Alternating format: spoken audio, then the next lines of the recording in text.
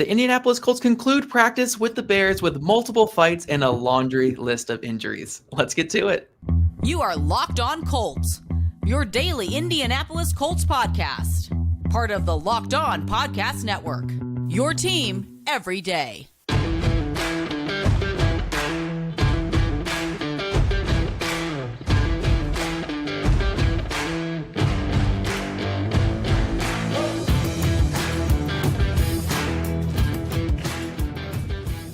Thank you all for tuning in and making us your first listen of the day. This is your daily podcast covering your Indianapolis Colts, part of the Locked On Podcast Network, your team every day. I am Zach Hicks, your resident film nerd over at horseshoehuddle.com, and joining me today is Horseshoe Huddle's boots on the ground, Jake Arthur, who's out there again in the pitch black night covering Colts training camp. Last time, baby. Last time of the year until next year, when you'll be out there with these late practices yet again. Yeah. It's always a fun time when Jake's out there at training camp. Guys, we're going to do our typical training camp coverage show. We're going to talk about the Colts offense, talk about the Colts defense, and then open the floor to some of your guys' questions here at the tail end of the show. To kind of kick this off, though, we have quite a bit of news in terms of injuries and guys who are out and stuff, so I'm going to try to rattle off some of it right now. The biggest bit of news came actually this morning before practice even started, with wide receiver Ashton Dulin being placed on season-ending injured reserve with a torn ACL that happened last night in practice. Obviously, that's a massive loss for the Colts. I know it's not something where, you know, the fantasy football guys are like, oh gosh, you're losing this big-time productive receiver, but that's a player where, you know, he's been an all-pro gunner in this league, really good special teams player, and he's a great backup to have at all of the wide receiver positions. So losing your wide receiver 5 who does all that for you, a pretty big blow for the Colts. You know, again, it's not a season-ending blow to your offense or to your special teams, but losing Ashton Dulin definitely sucks. The corresponding move the Colts made is they signed, I think, rookie receiver Tyler Adams, a Butler alum. He was with the team, I think, earlier in the offseason. They waived him, and now he is back with the Colts. So another local guy they're bringing back here. A couple injuries happened tonight at practice. Samson Ebukam went down for a little bit, but Jake let me know before we started recording that he did go back in. So that's a bit of news that we like to hear. Shaquille Leonard missed his first practice of the entire offseason. Hopefully it was just, you know, a maintenance day. He did go out there and watch practice for a good portion of it. So hopefully it's nothing too serious with Shaquille Leonard. He has practiced every other day in training camp this offseason. So hopefully, again, it's nothing too crazy there. A couple more injuries that happened tonight, too. Mike Strawn went down with an injury right when he was in the middle of having a Strawn-like practice. He went down with an injury, unfortunately. Tight end Farrell Brown got kicked out of practice for fighting, which is, again, another fun thing that we like to hear there. And then Ricky Seals-Jones went down late in practice as well with an injury. So, Jake, how was practice tonight? Honestly, if it wasn't for the fights, it would have been a really mundane practice. I got to be honest with you. Lots of running, not many big plays to be had from the offenses. Both quarterbacks, you know, doing a lot of dinking and dunking and running. Not the most exciting end to training camp. But I think these two teams are ready to go at it on Saturday, at least.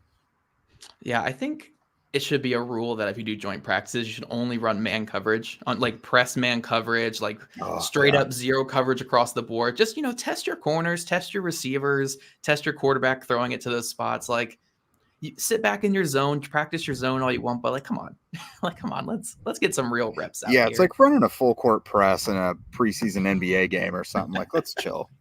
Yeah, like, come on. But quarterback Anthony Richardson, I did see some of the tweets, and I know you're going to talk about here in a second, but kind of an iffy day when it came to 11 on 11s. You know, he completed 2 of 6 passes.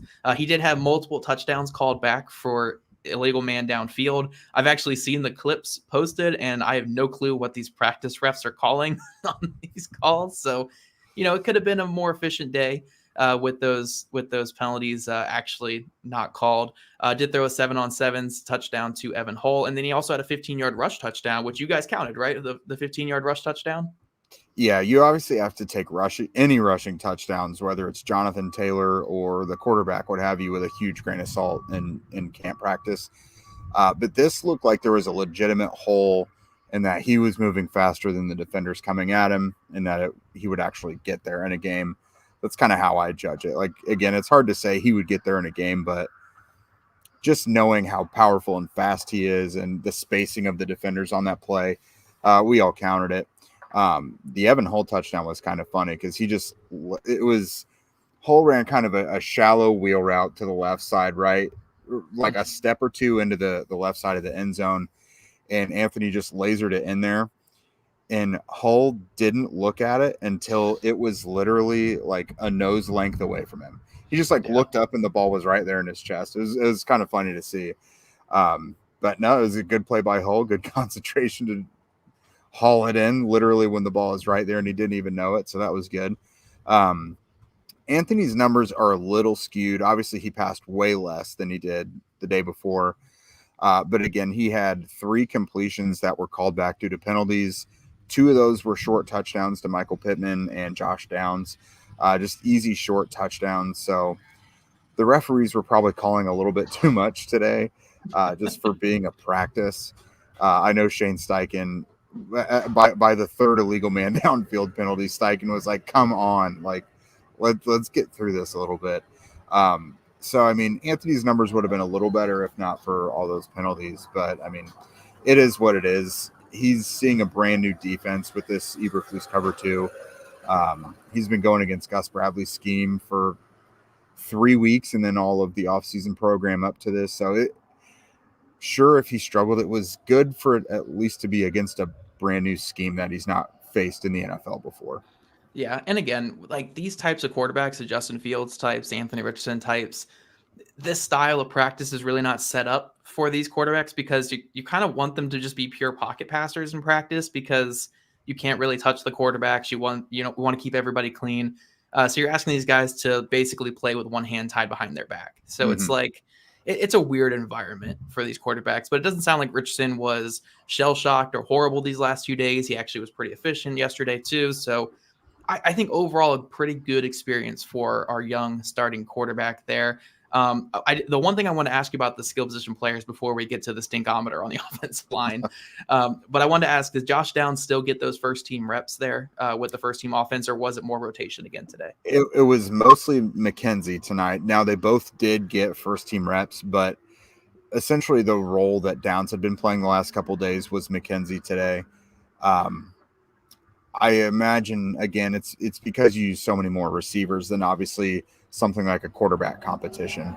So they do want to keep rotating those guys with the ones because they're going to play together. I mean, Richardson is still going to be passing the ball to McKenzie at times this season too. So you got to keep them involved with each other. But no, it's probably a little more of a competition than we thought because after 2 days in a row of it being primarily Josh Downs, you assumed that's the way they were going. Yeah, literally forklifts and stuff going on around me. You're on the Indy Speedway right now, Jake. Yeah, it sounds like it, doesn't it? Well, they're breaking down camp right now around me. So yeah, we're gonna try to keep it good. The audio quality pretty good for you guys. But if you guys are watching on YouTube, then you understand. You can see the lights flashing all around Jake as well. It's a fun experience there. But let's get to the offensive line now, Jake, because when people hear multiple penalties, when they hear sacks given up, when they hear about what happened with the second team offensive line, it doesn't really quell the fears that people are having here where it's like, oh, the offensive line is going to bounce back after last year. So where are we leaning? You told us you were going to say if they stink this offseason. Was the offensive line stinky tonight? I come away from training camp feeling decent about the first team offensive line when at full strength. They weren't terrible tonight. I mean, there was some pressure on Anthony, another couple group sacks. But, I mean, the interior is Danny Pinter and Arlington Hambright right now. You know what I mean? It's not like it's Ryan Kelly and Will Fries even. So you kind of take that with a grain of salt as well. It could have been worse. Again, just like yesterday, there were times where it's like, man, he had a lot of time to throw the ball there. And, again, the Bears' defensive line isn't terrific. I think it's going to be scary against the Eagles' defensive line next week. I think it's going to – I won't be there in Philly, but I've got to imagine my analysis of that would be stinkometer on 100. But no, I think the line's going to be fine this year. Like, they could upgrade. They could probably do something to bump up Will Fries.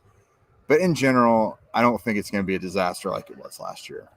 Now, the second team O-line had to play, though. That's bad. That line sucks. You can't put Anthony behind that. Like, you think that was why they named him starter? Like, so they watched the second team offensive line and they were like, nah. What happened to Derek Carr, or David Carr, and what happened to Andrew Luck? Like, you can't let that happen. Yeah. So coming up, guys, we're going to talk about the Colts defense, swing it back in a positive momentum here and how the defense set the tone for the entire day. Men, fellas, are you tired of weakening or thinning hair? Do you want to reach your full hair potential? Don't take it from me. Take it from our friends over at Nutrafol, because it helps improve your hair growth, visible thickness, and visible scalp coverage. Nutrafol's hair growth supplements use physician-formulated, natural science-backed ingredients. Their drug-free, patented technology provides consistent, reliable results without compromising your sexual health. Go to Nutrafol.com/men to take your hair health wellness quiz. Identify the causes of your thinning hair, and Nutrafol will give you a personalized plan for better hair health through the whole body wellness. Guys, I might be the perfect spokesman for this because I really need to go to Nutrafol.com and take this hair health quiz. I know I'm bald by choice, or at least that's what you guys know. I might be bald by genetics. So I'm going to go take that wellness test, and you guys better as well. Take the first step to visibly thicker, healthier hair. For a limited time, Nutrafol is offering our listeners $10 off our first month subscription and free shipping when you go to Nutrafol.com/men and enter promo code LOCKEDONNFL. Find out why over 4,000 healthcare professionals recommend Nutrafol for healthier hair. Nutrafol.com/men, spelled Nutrafol.com/men, and enter promo code LOCKEDONNFL. That's Nutrafol.com/men, promo code LOCKEDONNFL. And Everydayers, we'll be back here tomorrow to talk about Colts training camp so far. I think we'll do more of a wrap-up podcast about everything that we've seen in training camp. Again, Jake was out there for every single day of camp, so we're going to pick his brain and hear all about all the good and the bad of Colts training camp. All right, Jake, so getting to segment 2 and talking about our Colts defense. Now, you said it was kind of a step back, not like a step back day for the offense, but just kind of a mundane day for the offense. But it seemed like a pretty exciting day for the Colts defense, right? Yeah, the defense really got after it both days, honestly. I have a lot more to talk about with this defense. Started with the defensive line. Kwity Paye was one of the stars of these joint practices. Just kind of lived in the backfield, got to Justin Fields a couple of times. We joked with him after practice, actually. Justin Fields is an Ohio State guy. Quity's a Michigan guy. He felt really, really good about himself about chasing down Justin Fields yesterday, especially with how athletic Justin is and being an Ohio State guy. Kwity said he was really feeling himself on that one. Dio had a big run stuff late in practice today. That was really nice to see. Let's see. EJ Speed was the latest Colts defender to rob Justin Fields and get an interception. Had a nice little one-handed pick at the end of it. And do you know who batted that pass, Zach? It has to be the star of the week, Nick Cross, right? It was Nick friggin' Cross. Yeah. Oh man, I like all the Nick Cross fans here are going to love to hear this, that like, I've never seen Nick Cross like this. I've seen a lot of his practices. I've seen both of his training camp years. Wow. He even kind of strikes me as like a shy guy, real reserved, even on the football field, even if he's making plays. He was just on fire. Like, he was confident. He was chirping at the Bears sideline because, I mean, he earned it. He got 2 picks yesterday. So there was a play where he had a big hit on one of the Bears running backs or receivers or whatever along the Bears sideline, and then started chirping at all of them. They were going at him. And then the very next play, he had a pass breakup against one of the Bears and then walked right back over there and started talking to him again. I was like, this dude has never been more confident in his life. Like, he's making plays, and it's like, it's all coming to fruition right now. Yeah. And I don't know if Julian Blackmon is just on like a no contact thing right now, where like not full go, but it's been Nick Cross still out there alongside Rodney Thomas with the ones. I mean, yesterday's show, we talked about, is this just a matter of time until you make that move at some point this season?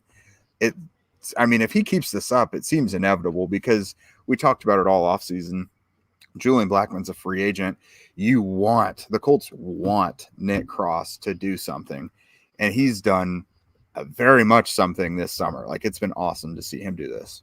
Yeah, so I don't want to put you on the spot here too much, but you've mentioned how he's made a lot of plays, a lot of pass breakups, a lot of interceptions the last 2 days. Now, with the Colts defense, again, I'm a big proponent of saying that they are more than a cover 3 defense, but their cover 3 match is their base defense. They're going to have that single high safety rollback, and they're going to have one of these kind of play that rover over the middle, that hook defender. Yeah. Has most of his plays been kind of in that hook defender, like linebacker range, or has it been more back a little further at the second level? Most of his work this summer has been as the strong safety because Rodney Thomas was only out for a few days. So yeah, he's been mostly that extra linebacker, the guy up in the box, up a little more forward. He's played both, but most of the plays he's made has been from that strong safety spot.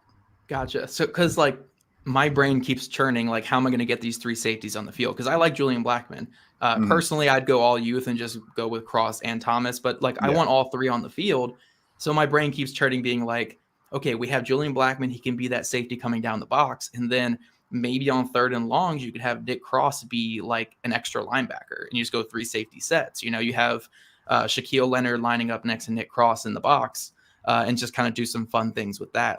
I don't know if that's something they're showing in practice. I don't know if they're going to do anything like that in the season, but it's kind of at the point where it's just get your best defenders on the field. And if Nick Cross and Julian Blackmon are your top defenders, and obviously Ronnie Thomas is your single high safety, just get those guys on the field. Let's get some playmakers out there, And that scenario you're talking about, that's all guys that could take the ball away too.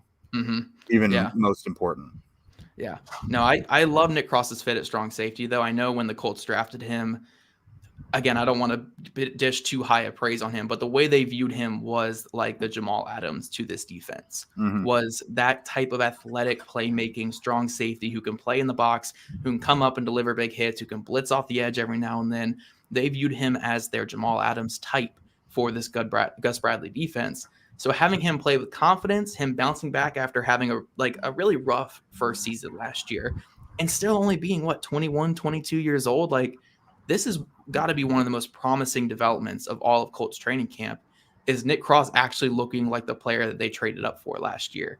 And I'm really, really hoping this carries over into the season, unlike last season where we were kind of excited and then got really nothing out of him. I'm really, really hoping this leads to a real role for him this year, because that would be a massive development for the Colts to have a good young safety alongside Rodney Thomas, who's already a good young safety back there. Yeah, I think the difference is, he made some plays last summer, occasionally in practice, made some in the preseason games, developed this knack to be able to defend the end zone. But no one was talking about his mentality or his smarts or anything like that. We've heard so much about that this summer. So it's the mental is now coming to meet the physical finally and become more of a complete product. So, I mean, that's not to say he's already ready to be a star or anything.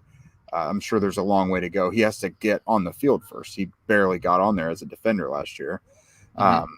But it seems like he's ready to take that next step. That's great to hear. And to kind of segue that and keep that on the defense for our last couple minutes of this segment, a lot of young corners again out there today. How did those young guys look? Any plays they make, or was it kind of just status quo for them tonight? Didn't see a ton from them because, again, the only time I'm seeing the Colts defense versus the Bears offense is at the end of the day, and there was just not much passing going on right there. Anything that was being passed was short. The Colts were there to defend it. So I guess no news is good news. I saw in it was either 7-on-7s or 1-on-1s. I think I saw Juju give up a touchdown in the back of the end zone. I mean, I saw it out of context, so I can't really speak to it. I know Darius Rush had a great day yesterday. Jalen Jones, so they're out there. They're doing their thing. I don't really think they're getting victimized or anything. That's good to hear. That's all we need to hear from these young corners, is not get victimized. I will say, so I've seen the Bears have 3 big passing plays in these 2 days. 2 of them were over the middle of the field in what seemed like a soft spot. It didn't really seem like a blown coverage. It just was Fields finding DJ Moore in the soft spot downfield between the linebacker and where the safeties ought to be. Yeah. So I don't feel like I can really pin that on one of the corners necessarily individually. The only one I saw that was just a guy getting straight up beat was yesterday against Felix Jones. I think that was on Dallas Flowers, but he came back and had a pass breakup right after that. So can't complain too much then. We'll have to see, obviously, on the game this weekend. But coming up, guys, we're going to talk about some of your questions and answer everything that you want to hear about this Colts joint practice with the Chicago Bears. All right, guys. So while I try to figure out who the Colts just had a joint practice with, because I think I was about to say Buffalo Bills. I was thinking about the preseason game. So Chicago Bears. I wrote the Bills earlier when I was doing my camp notes, and I said Eagle. I tweeted Eagles earlier in the week, so I'm all over the place too. Don't worry. We are just two old men here with lack of sleep is all we are talking about your Indianapolis Colts. But let's talk about some questions here. We had one about how much you think the starter is going to play against the Eagles. Actually, we'll also answer this, I guess, for this Bears game coming up. You didn't get a chance to talk to Shane Steichen after practice today, Jake, but do you think the Colts play their starters much at all in either of these two games? I mean, they're going to have a lot of joint practices against these teams. So do you even play them a whole quarter or even a half like this question is asking? So, yeah, again, unfortunately, we didn't get to talk to Shane today and ask that. He told us before the last practice last week what they were going to do. So we do know Matt Eberflus said that they're not planning on playing Justin Fields or most of their starters. And typically both teams will kind of stick to that same thing. Anthony may be different. Like maybe Anthony gets a series or so on Saturday. Maybe not. I don't see him not playing at all the next two games. So if he plays a little bit this weekend, then maybe he doesn't see the field at all next week against the Eagles, and vice versa. If he doesn't play at all against the Bears, then maybe he sees a series or two against the Eagles. I don't think they would be super thrilled to have them behind a second team line though. And I don't know how much they want to play Quentin Nelson and Braden Smith against, if Chicago's not playing their starters, I don't know how much the Colts want to play there. So unfortunately, it's not something we've been given a great answer to today that we hope to hear. But I will say, if the plan is to not play Quentin Nelson and Ryan Kelly and Braden Smith and all them, do not play Anthony Richardson. Absolutely not. I am firmly on that train there. So we'll see exactly. I'm sure we'll get more update here in the next couple of days. Our guy Techno Gamer asked, this is a good question for you here, Jake. Who has improved the most against the Bears between yesterday and tonight among the Colts players here? So that's a really good one. Let's say, I don't want to say the line because they gave up so many penalties. The defensive line. I was going to say, I'll go with the defensive line. Like, I thought they had a good day yesterday, but they really turned it up from the brief stuff I saw and what I heard today. Nick Cross just continued to ascend, which was awesome. So I'll give it to the defense in general. Like, they just really stepped up both days. Quiddy, just an awesome couple of days. Obviously Dio had a good performance. I think I saw Samson Abukum come in with a hard hit at one point as well. So a pretty good performance by the defensive front. Okay. And we got another question here. Did the Colts win any of the many, many fights that happened tonight? Were there any clear victories for our guys? Is it like a hockey fight where the refs come in after one guy gets knocked down, or what was going on?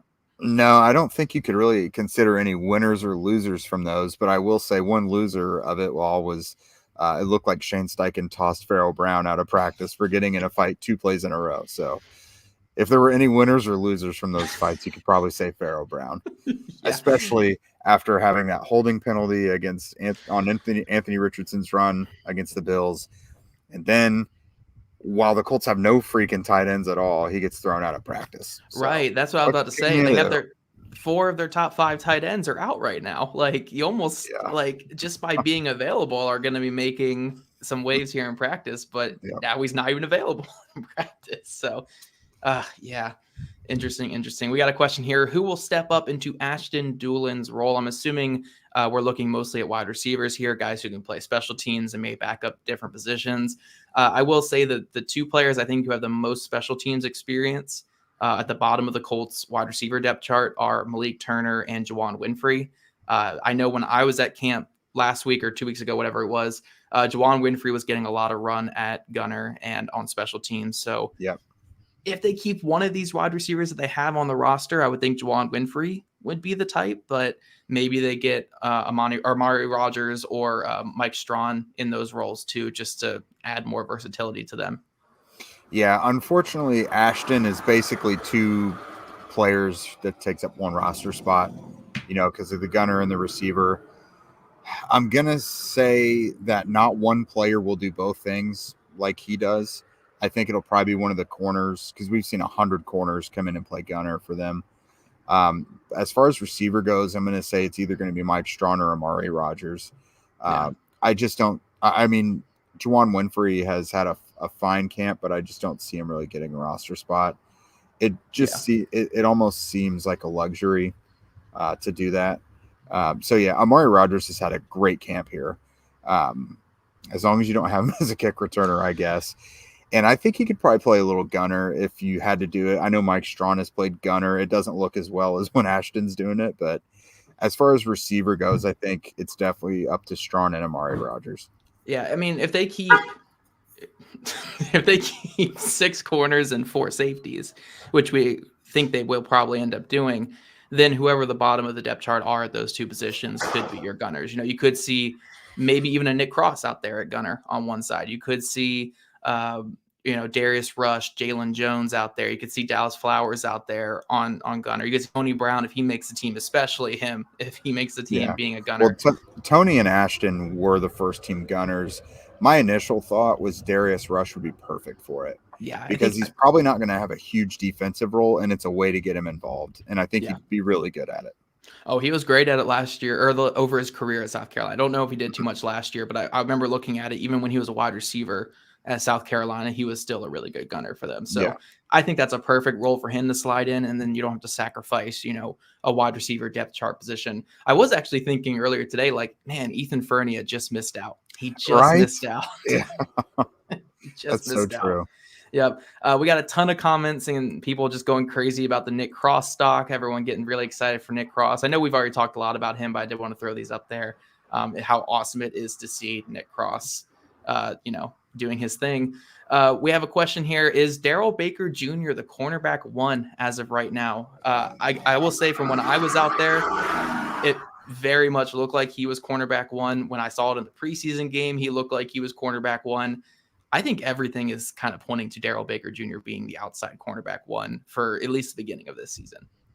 Yeah, I always feel it's important to specify outside cornerback 1 because it's Kenny is cornerback 1.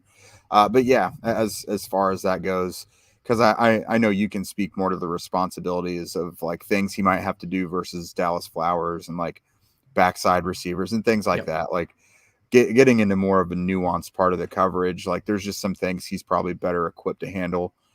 So as far as that goes, yeah, I mean, have we seen an ascension like this from anyone else? Like the guy probably is legit going to be the top. He's going to be Stephon Gilmore this year, not performance-wise, but he's performance-wise, baby. Let's all in. He's basically going to have Stephon Gilmore's role, and that's no one would have said Darrell Baker Jr. is going to have that role.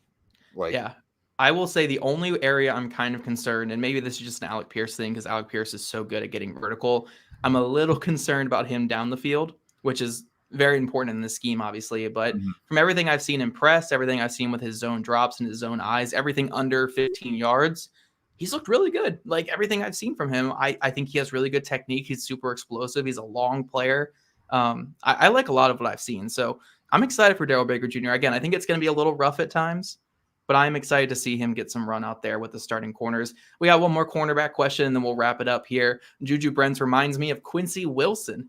So what have you guys seen from him so far, and do you think Juju will be able to get used to NFL speed? I will say one thing as someone who did scout both of these players, someone who was not a fan at all of Quincy Wilson and was a pretty big fan of Juju. I wasn't a massive fan of Juju coming out, but definitely more so than Quincy Wilson. The one thing that Juju has compared to Quincy Wilson is he's a lot more physical and he wants to be physical. Quincy Wilson was not a very physical for a guy who had no speed on top of it. So I think that's where you can kind of see the difference in these two players, where when Juju's having bad days in practice or he's having bad moments, it's because he's too physical and he's too grabby and he's too just wanting to beat these receivers up. Where Quincy, it was a passive player who also couldn't run with NFL players. And that's why he's out of the league as of right now. So you can probably answer more to what you've seen from Juju so far, Jake, before we get out of here. But I think that there's a brighter future for Juju Brents, and I think there's a better path for him to find success than a guy like Quincy Wilson. Yeah, I mean, I've also got two talented players, but I also think your mentality makes a big difference too. Like Juju is, I don't know. I don't know that Quincy always had the best attitude when he was here. Juju, as far as I know, always is trying to get better and is like bought in and is listening to coaches and does, he's a self-starter. He's a self-motivator. He doesn't need the kick in the rear. He doesn't need Mike Mitchell to come in like your third or fourth year and teach you how to be a pro. You know what I mean? Yeah. And I didn't mean that to go on an anti Quincy Wilson rant. I'm just saying, like, as a rookie already, Juju seems to kind of get it mentally. You know what I mean? He's a lot older too. He's 23. Quincy was 20 coming in. So it's a big difference. More maturity there, but yeah, I'm more optimistic for Juju Brents than I was for Quincy Wilson. And I know that can be a little bit revisionist history, but if you would have asked me this back in 2017, I probably would have said the same thing. Hey, I liked Quincy Wilson coming out. I was kind of a fan. I was about it. I think I had a 6th-round grade on it. And now all these years later, Tease Tabor is finally a Colt. Oh, man, I had a UDFA grade on him. But, yeah, we could talk about that later. But Everydayers, again, we thank you for joining us every single day and every single night, even if you joined us here for this episode after practice. Before we get out of here, Jake, do you want to throw out your Nevermore thing again? Your Nevermore radio spot, or not radio spot, your live performance that you're doing at Nevermore. Yeah. So I hope to see all you guys out there at Nevermore at Union Station downtown on Saturday. I don't know if you guys have been out there yet, but I've been there, scoped it out when I, figured out we were going to be doing this pregame show. This place is awesome. They've got a lot of really cool games, really good drinks, really good food. So you buy a ticket to this, you get all you can eat buffet, you get an open bar, you get access to all those games, you get to listen to me talk for an hour doing this pregame show. And then the whole thing wraps up with enough time to get over to Lucas Oil Stadium and watch these new look Colts. You get to see Shane Steichen, you get to see Anthony Richardson in a Colts uniform inside Lucas Oil for the first time. So please come on out. The link will be in the show notes, both audio and video. I can't wait to see you guys throughout the whole season before every home game. Love it. And if you guys don't already, make sure you're following us at Locked On Colts, at Jake Arthur NFL, and at Zach Hicks 2, all on the beautiful app that is called X now. Also, subscribe to Locked On Colts podcast on YouTube, wherever you listen to your podcast. We'd love your guys' ratings and reviews, and we'll see you guys back here tomorrow afternoon.